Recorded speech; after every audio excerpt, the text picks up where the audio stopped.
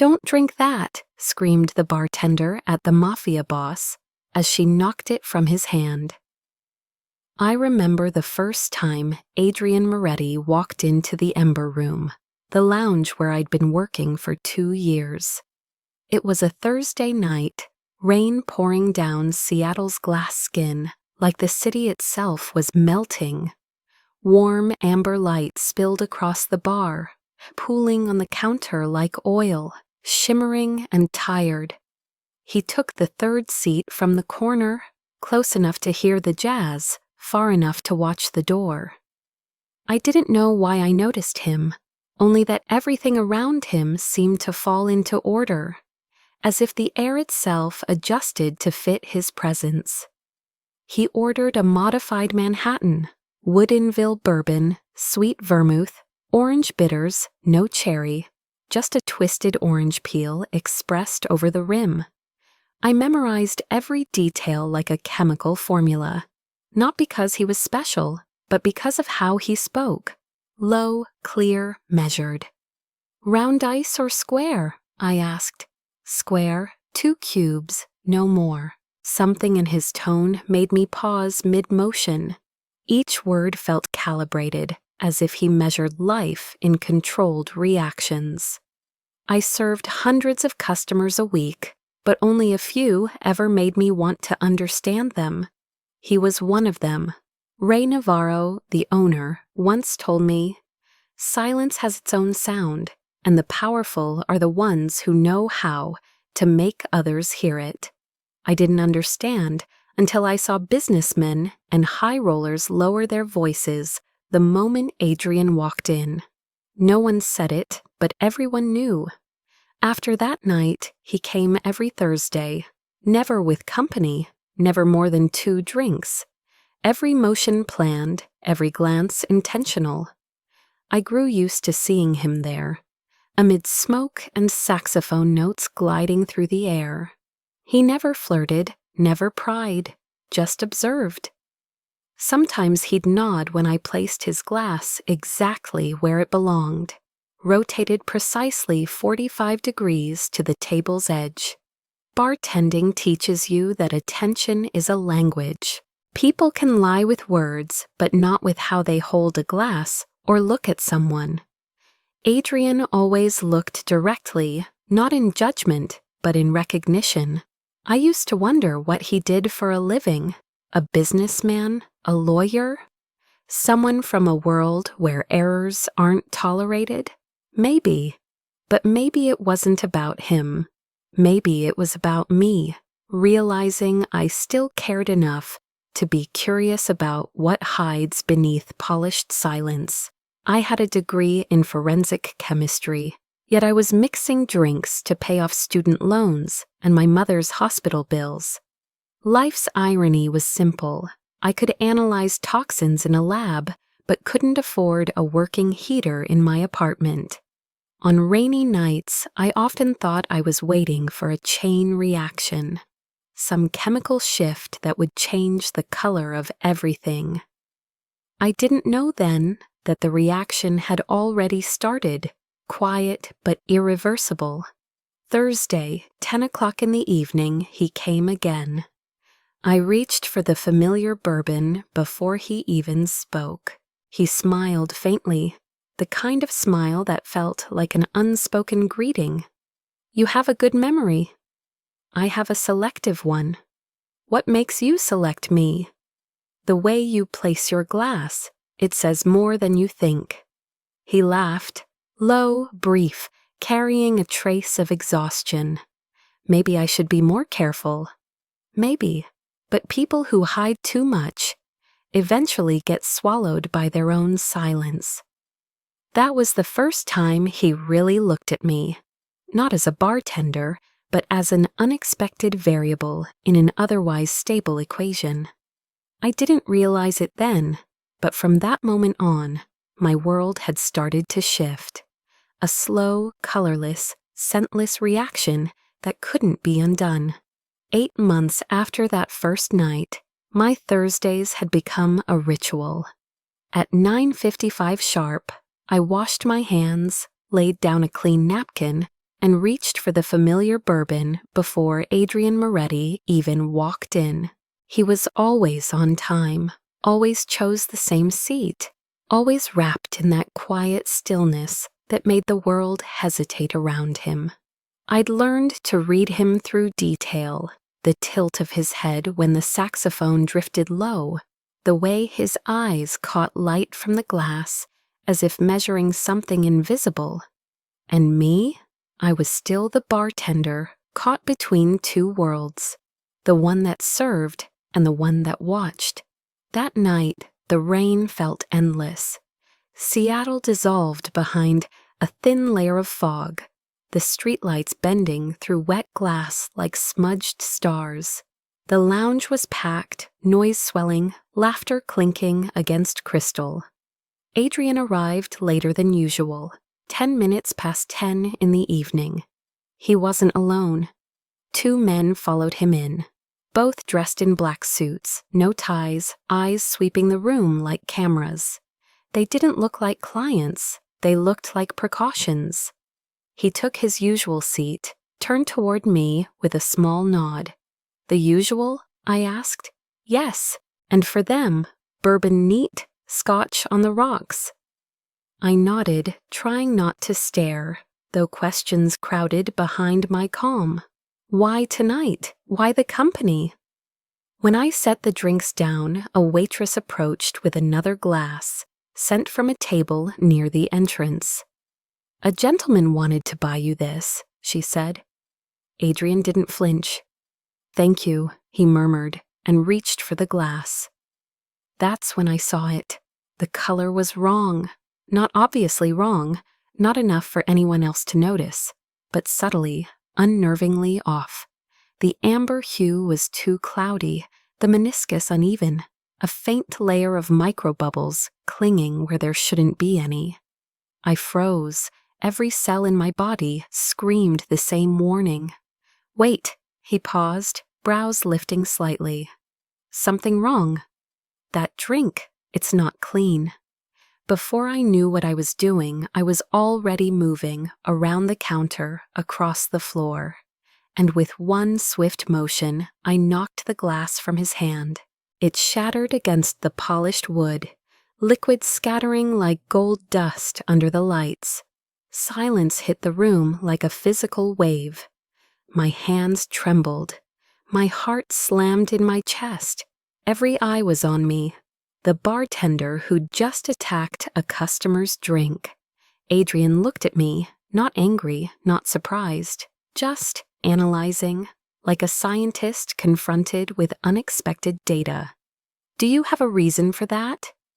"The drink was contaminated," I said, voice shaking. "Pure alcohol is transparent. This one had turbidity, suspended particulates. It refracted light differently. Could be undissolved powder or poison." A long pause, then quietly, "Gentlemen, outside, now." The 2 men moved instantly, one to the main door, the other to the side exit. They weren't guests, they were his security. Adrian stood, voice steady but commanding. "Thank you, Nora." He slipped a $100 bill onto the bar. "Tell Ray I'll call him later."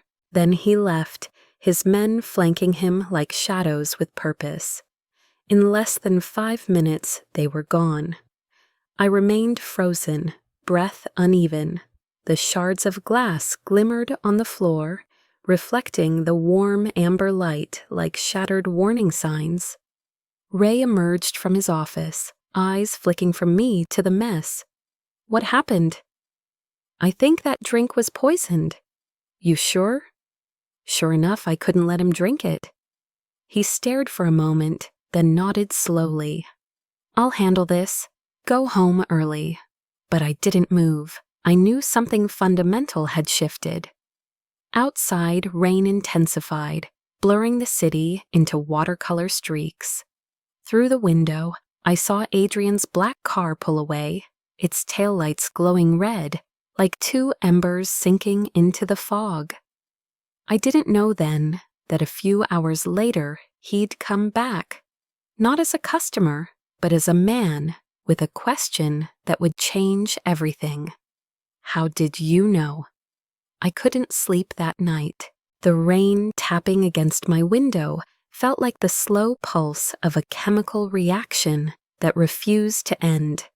The image of that shattered glass, the cloudy amber liquid, replayed in my head like a loop of film that couldn't burn out. I thought by morning it would all fade, awkward apologies, maybe a laugh, and then silence. But when I arrived at the lounge at 8 to open the bar, Ray Navarro was already waiting by the door. "Nora," he said, voice low in a way I'd never heard before. "Someone wants to see you." I followed his gaze. At the far end of the room, where the early light filtered through frosted glass, Adrian Moretti sat with a cup of black coffee, calm, composed, as if no one had tried to poison him just hours ago. "When did he get here?" "Half an hour ago. He said he wouldn't leave unless you came." My pulse tightened as I crossed the room. Adrian looked up when I stopped in front of him. "You look well. I take it no one followed you last night." "I'm just tired." "Good. Tired means alive." He gestured toward the chair. "Sit. I owe you an explanation." I sat down. The smell of coffee mingled with the damp scent of rain. Light broke across the glass wall, carving the angles of his face into sharp calm. "I know last night must have been disorienting," he said. "But you saved my life, and that means you deserve to know what you stepped into." He pulled a small plastic evidence bag from his coat. Inside were shards of glass, dusted with a faint brown residue. We analyzed it. Synthetic tetrodotoxin. A dose smaller than a grain of salt can stop the heart in under 3 minutes. Extremely rare. Not something you can buy on the street. I swallowed hard. Who would poison you with something like that? "Someone I used to trust," he said quietly. "Name's Sergei Antonov, ex-intelligence operative. Runs his own syndicate now. Information, weapons, security for hire." He paused. "My company, Moretti Global Security, handles contracts for governments and corporations. That's the part everyone knows. But in this world, visibility comes with enemies. Antonov wants what I have." The world tilted slightly around me, like discovering the floor beneath the bar had been glass all along, and I'd just realized what lived underneath it. "And me?" I asked. "Why tell me any of this?" "Because you're not an outsider anymore," he said. "You saw what no one was meant to see. You saved my life. That means, whether you like it or not, you're part of this." My heart thudded once, slow and heavy. "And what does that mean exactly?" "It means from today, you'll have someone watching over you. His name is Ethan Vale, my head of security. He'll make sure no one comes near you or your mother." "I don't need—" "You do," he cut in gently. "Antonov doesn't let interference slide. He'll try again. It's just a matter of time." I fell silent. Part of me wanted to argue. The rest of me understood. This wasn't about choice anymore. Adrian looked toward the rain-streaked window. "I didn't want to drag you into this world, Nora, but I won't let someone like you pay for crossing my path." He rose, placed a white business card on the table. "If anyone watches you, if anything feels off, call this number, anytime." I looked down at the card, embossed with his name, Adrian Moretti. Below it, in smaller print, Moretti Global Security, Private Intelligence and Risk Operations. When I looked up, he was halfway to the door. "Why trust me?" I called out. "You barely know me." He turned, met my eyes.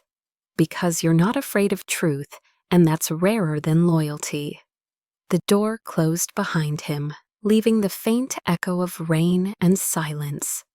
I looked around the lounge, the same bar, same polished glasses, yet everything felt foreign now. The Ember Room had always been my whole world. Now it was just glass, transparent, fragile, and all that stood between me and whatever waited on the other side. Ethan Vale started following me on the 4th day after Adrian left the bar.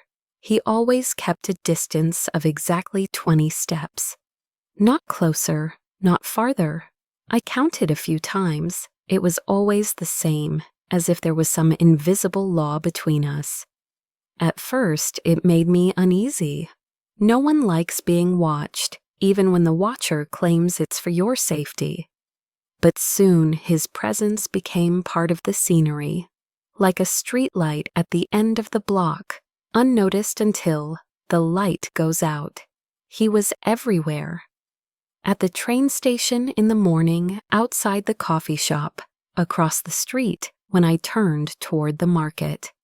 I never saw him talk to anyone, never saw his eyes look anywhere else. Just me and the constant, steady 20 steps. Strangely, that silence made me feel safer than any locked door. Maybe because I knew that if something happened, he'd move before I even realized I was afraid. Adrian started showing up more often. No guards, no tension, just him, calm, deliberate. Sometimes he'd stop by the Ember Room, order his usual, offer a quiet smile. Other nights, he'd wait until my shift ended and invite me for coffee at a small place by the river. We'd sit there watching the lights ripple on the water, saying little.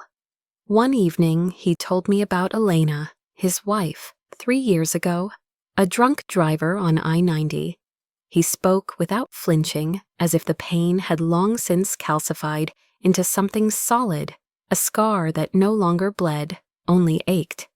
She loved autumn, he said softly, loved foggy mornings, hated how often I left before sunrise. I listened, said nothing. My father had died the same way. A drunk driver running a red light on his way to work the night shift. Ever since, I'd feared the sound of brakes in the dark.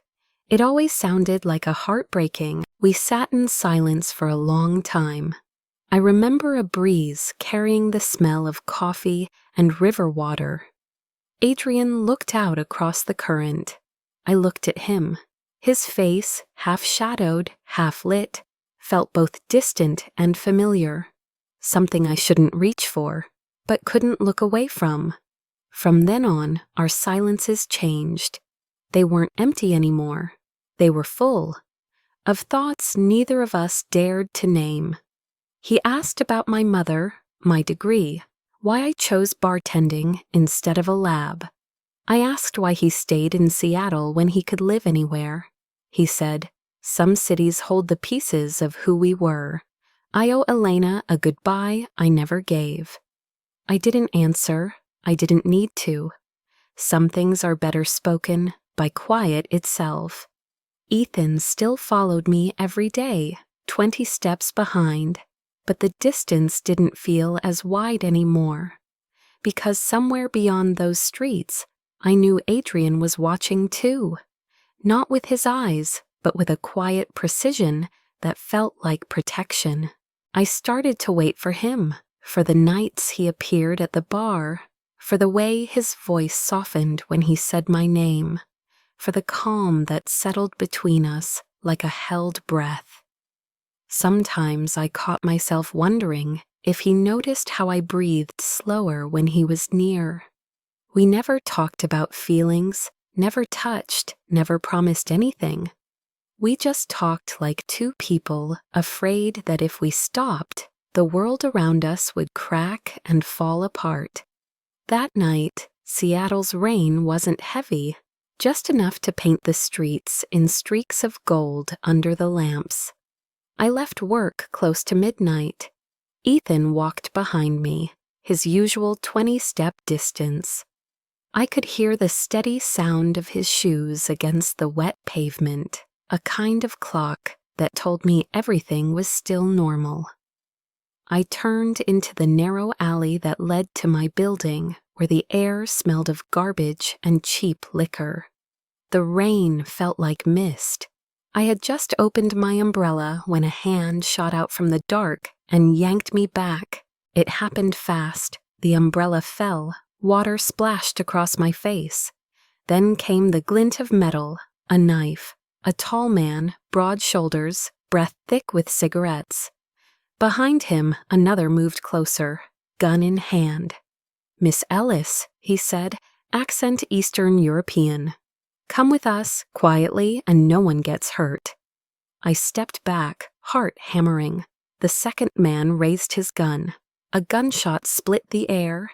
It happened in a single heartbeat. Ethan came out of the rain like a shadow, his body slamming in front of mine. The bullet hit his chest, the sound sharp, metallic. He went down hard, blood blooming through his shirt. I dropped beside him, hands shaking. He struggled to breathe, whispering, "Run." The two men fled, footsteps fading, an engine roaring away. I didn't move. I just held Ethan, soaked in water and blood, not knowing which was which anymore. Within minutes, headlights flooded the alley. Adrian stepped out, black coat soaked, eyes like steel. He knelt, pressed a hand to Ethan's wound. "Hold pressure, call an ambulance," he said. His voice wasn't loud, but it made me stop crying instantly. They rushed Ethan away. I sat in Adrian's car, shivering, unable to stop trembling. He didn't speak the whole drive, only the rain spoke, tapping against the glass, steady and merciless. The hospital smelled like antiseptic and exhaustion. They wheeled Ethan into surgery. I stood there, hands still stained red. Adrian's hand on my shoulder was light but grounding. "It's not your fault," he said. "It is, if he wasn't following me." "No, Nora, this is our work." He knew the risk. He paused, his eyes dark, unreadable. "But I won't let it happen again." "What does that mean?" I asked. "It means you're coming with me, tonight." Before I could argue, we were already driving toward Lake Washington. The road was silent, except for the sound of the tires slicing through wet asphalt. His mansion appeared behind a row of pines, glass walls glowing faintly against the dark. He led me inside, told me to sit. I felt less like someone being protected and more like someone being hidden away. The living room was too still, too perfect. I wanted to ask why I was here, why someone had to bleed for me, but when he came closer, words disappeared. Adrian poured 2 glasses of whiskey. "I know you're scared," he said, voice low, rough, "but safety isn't free." "You call this safety?" "No," he said. "I call it necessary." I stayed quiet. The light from the glass table flickered like shards of broken glass. He looked at me, not as a commander, but as a man tired of carrying too much. Then he said, almost a whisper, "Safety is just a more elegant form of captivity." I looked at him, and for the first time I saw the man beneath the calm. Someone living on the edge between control and loss. That night, we didn't speak again. Only the rain filled the silence, and the space between us grew small enough that I could hear his breathing, steady, fragile, human. The next morning, I woke to the stillness of the lake. Fog hung low over the water, smooth as glass, refusing to reflect the sky. I wasn't used to this kind of quiet. It felt too gentle, too far from the city noise I'd once mistaken for safety. Adrian knocked softly on my door. "You're awake?" His voice was rough, tired, but warm. He held 2 cups of coffee.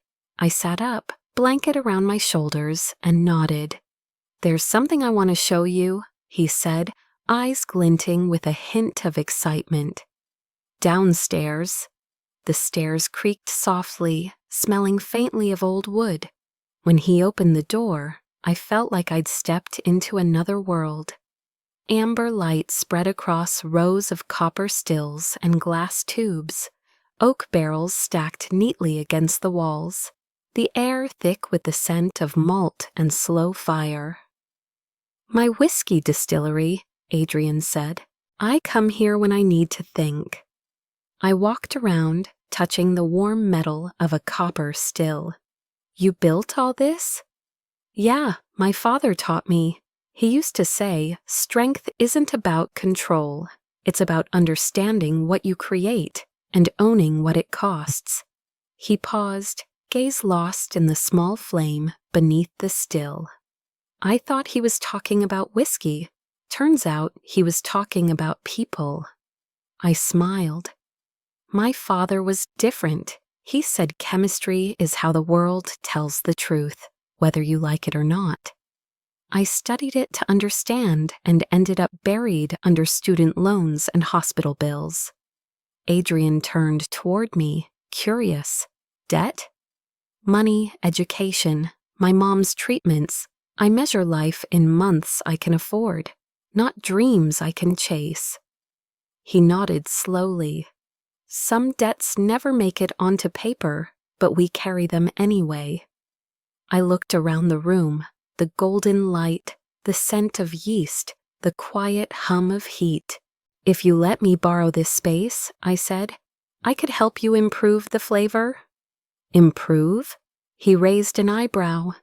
"Your whiskey's got sulfur notes, probably from stressed yeast. I know a few ways to fix that naturally." I tied my hair, rolled up my sleeves, and started adjusting the setup. He watched, silent, then joined in.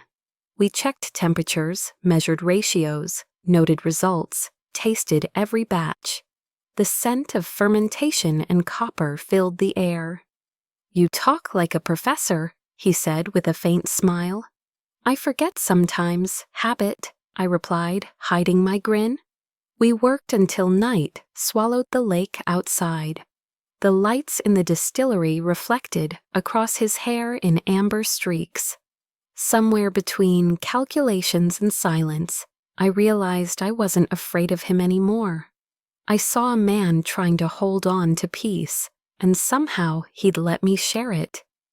When the new batch was done, I poured 2 glasses. He lifted his, touched it gently against mine.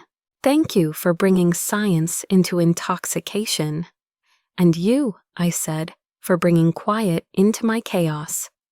We looked at each other, just for a moment, but time stretched thin. He reached up, brushed a strand of hair from my cheek, hesitated, then kissed me. Soft, real, unplanned. We broke apart almost at once, breath tangled, hearts racing like we'd crossed a line neither of us could name. No one spoke. Only the scent of whiskey filled the air, warm and heavy, reminding us that some boundaries, once crossed, never quite disappear. In the days that followed, the house by the lake didn't feel peaceful anymore. Adrian stopped going down to the distillery. He barely spoke. Most of his nights were spent behind the closed door of his office, his voice low, switching between languages I didn't recognize. Something was happening.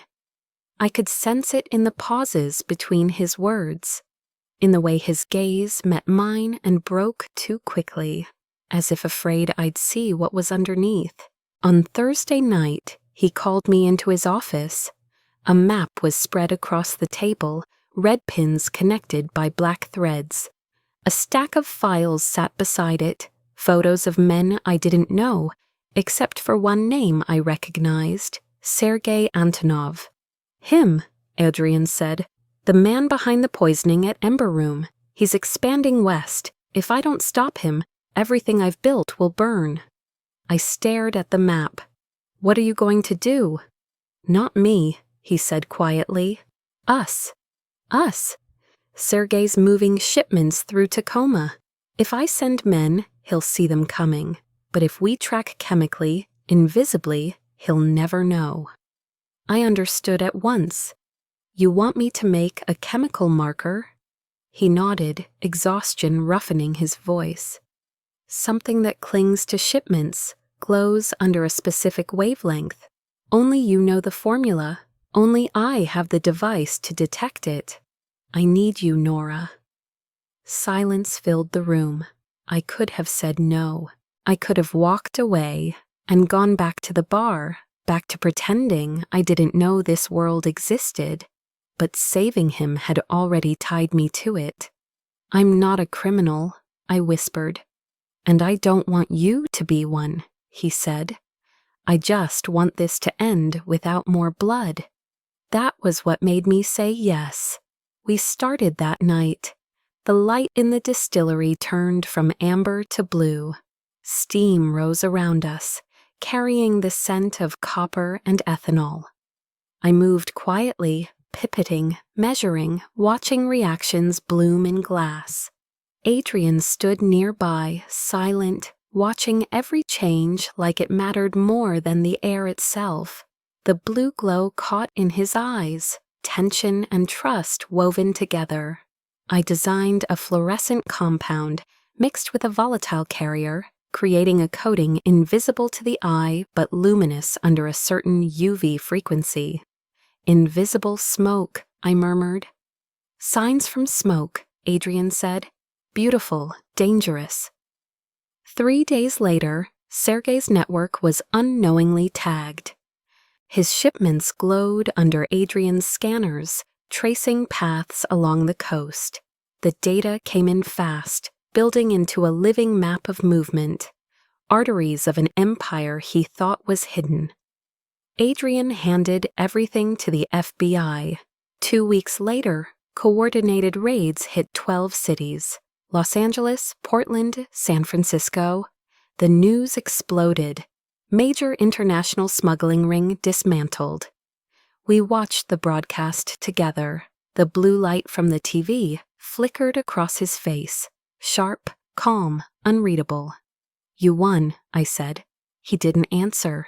His eyes stayed fixed on the scrolling headline, Sergei Antonov, still at large. I turned to him, voice barely above a whisper. We burned the forest, Adrian, but the smoke's still rising. He said nothing. The blue light from the screen glowed against the window pane, and in that reflection I saw myself, a woman standing in the gray between justice and complicity, unsure if the way back even existed anymore. The smoke still lingered in the air, even though the operation had ended weeks ago. Seattle had gone back to its ordinary rhythm, but I knew that for Adrian, there was no such thing as ordinary anymore. We didn't talk much after that night, only silences remained, heavy, like dust refusing to settle. I stayed at the house by the lake, partly for safety, partly because a part of me wasn't ready to leave. One morning, when the fog still clung to the surface of the water, Adrian walked into the kitchen where I was making coffee. He placed his phone on the table. On the screen was a photo, Sergei Antonov's face, eyes cold as steel, with a single message beneath. My turn. My chest tightened. Adrian spoke slowly, voice low and rough. He's alive, and now he wants you. He explained that Sergei had been tracking every address that appeared in his files. He wanted to capture me alive, to make Adrian pay.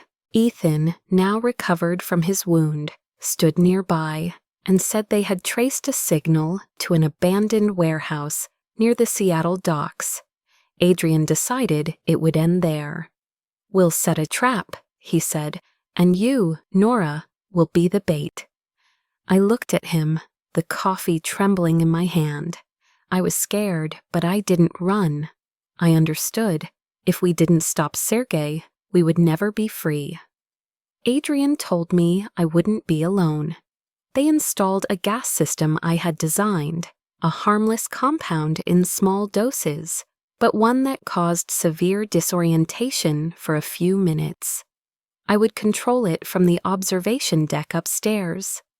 That night, the warehouse was dark, like the belly of a beast holding its breath. Wind from the harbor whistled through the cracks in the metal, carrying salt and oil. I sat by the control table, eyes locked on the monitor, each camera showing a pocket of shadow. Adrian and Ethan were hidden below, waiting for my signal. The air was thick, silent, so still I could hear my own heartbeat. At 11:37 p.m., a black truck pulled up to the door. 3 men stepped out, guns hidden under coats. One of them signaled and pried open the heavy door. I held my breath, finger hovering above the trigger for the gas release. Then I saw him, Sergei Antonov, taller than I expected, face darker, eyes gray and empty, a smirk cutting across his mouth like a scar. Adrian's voice came through the radio. "Wait, let him come in." His tone was steady, but there was something tight beneath it, a pulse of tension I'd learned to recognize. Sergei moved deeper inside, scanning the shadows. I pressed the button. A faint hiss filled the air.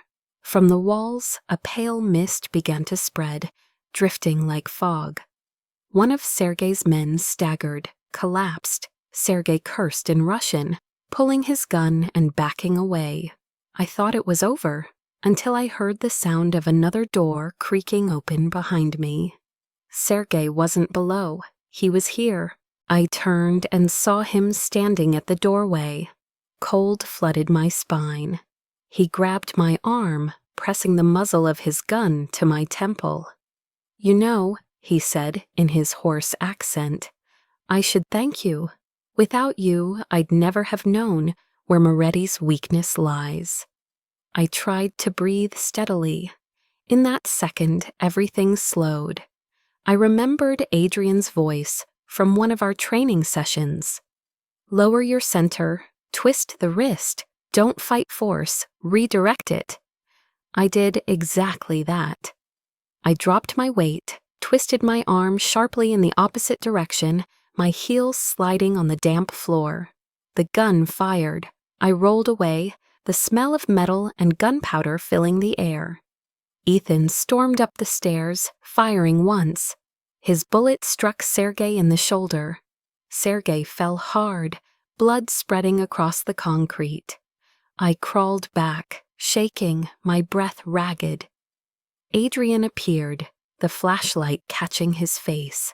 His expression wasn't triumph, it was something heavier, the look of a man facing a ghost he'd buried long ago. Sergei was still alive, groaning faintly. Ethan raised his gun to finish him, but Adrian lifted a hand. "No," he said, voice calm but firm. "He'll live, and he'll answer for it." He leaned closer, looking Sergei in the eyes, his tone colder than the metal floor. "This isn't mercy," he whispered. "It's evolution." I stared at him, unable to speak. In that moment, I realized he was no longer the man who used to sit quietly at the bar every Thursday night. And maybe I wasn't the same woman who once hid behind small talk and polite smiles. We had both changed, burned, and reshaped by our own fire.